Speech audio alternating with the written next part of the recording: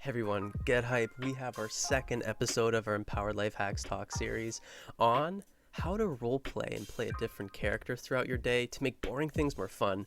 And we have this guy, Alex Hartman, coming to talk all about how he does that in an actionable, practical way. If you have no time to watch a 30 to 25 minute episode on the Monday, February 1st that this is released, we have timestamps to jump to parts you may want to see, the summary and why we think this is an important topic, the actionable takeaways, and we even have our power tools and power cards so you can work this stuff with me.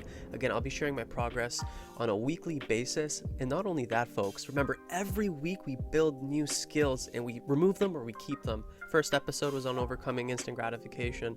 This episode is on how moving through your day, making boring things more fun by playing a different character in role playing.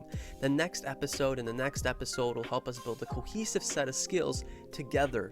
So at the end of this, you have a toolbox to make you more resilient over your daily struggles and help you achieve things that may have seemed a little more difficult in the past, making it a little more in grasp after working this stuff. So looking forward to seeing you February 1st and following your journey as you follow mine. Check you guys soon. Cheers.